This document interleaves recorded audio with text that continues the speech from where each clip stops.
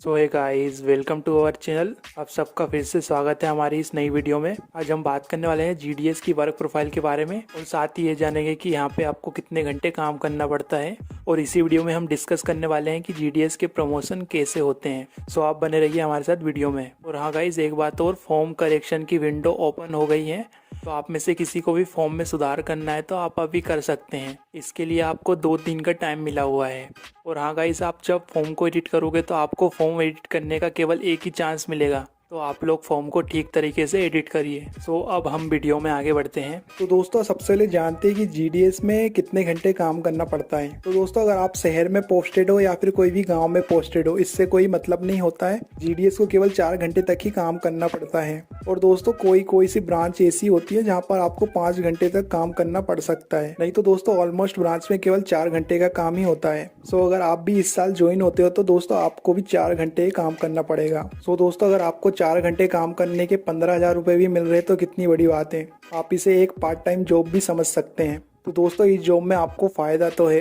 अगर आप आगे और पढ़ना चाहते हैं तो इसके लिए आपको पढ़ाई में बहुत सारा टाइम देखने को मिलेगा। साथ ही आप अदर किसी भी गवर्नमेंट जॉब की तैयारी भी कर सकते हैं। सो दोस्तों, आप समझ गए होंगे कि आप जब भी जीडीएस में ज्वाइन होंगे तो आपको कितने घंटे काम करना पड़ेगा। सो दोस्तों, अब बात करते हैं वर्क प्रोफाइल के बारे में।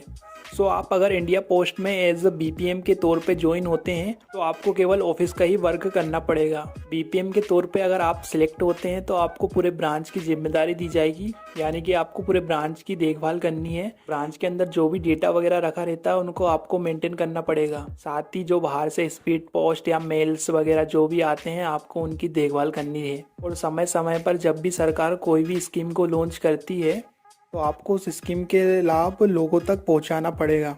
जैसे कि आपकी ब्रांच में कोई भी व्यक्ति आता है तो उस व्यक्ति को उस स्कीम के बारे में बताना, साथ ही उसका अकाउंट वगैरह खोलना, यही सब कार्य आपको करने पड़ेंगे। तो आई होप आप समझ गए होंगे कि बीपीएम को क्या क्या कार्य करने पड़ते हैं। और बात करें दोस्तों एबीपीएम की, तो अगर आप एबीपीएम से ज्वाइन होते हैं तो जो कार्य बीपीएम करते हैं उनमें आपको उनकी हेल्प करनी है।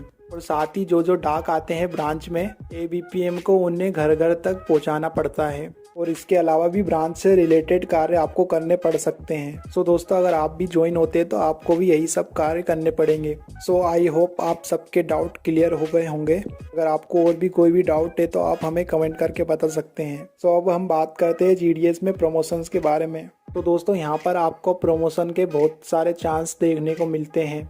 आप सबसे पहले जीडीएस के थ्रू एमटीएस बन सकते हैं, जहां आपको जीडीएस में जो सैलरी मिलती है, आप जैसी एमटीएस बनते हैं तो आपकी जो सैलरी है वो एकदम डबल हो जाती है। फिर आप एमटीएस के बाद पोस्टमैन बन सकते हैं। फिर आप पोस्टमैन के बाद पोस्टल असिस्टेंट बन सकते हैं। तो दोस्तों, आप देख सकते हैं यहाँ पर आपको प्रमोशन के कितने बढ़िया चांस मिलते हैं। दोस्तों, जो पोस्टल असिस्टेंट होते हैं ना, वो एसएससी के थ्रू निकलने वाली सीएचएसएल की जो वैकेंसी होती है उसी के थ्रू पोस्टल असिस्टेंट बनते हैं। तो दोस्तों, यहाँ पर आपको प्रमोशन के तो अच्छे चांस देखने को मिलते हैं। तो दोस्तों, ये थी हमारी वीडियो। अगर आपको वीडियो पसंद आए तो आप वीडियो को लाइक और कमेंट कर सकते हैं। अगर आपको कोई भी डाउट है तो हमें कमेंट करके बता सकते हैं। और आप हमारे टेलीग्राम चैनल में और व्हाट्सएप चैनल में भी ज्वाइन हो सकते हैं।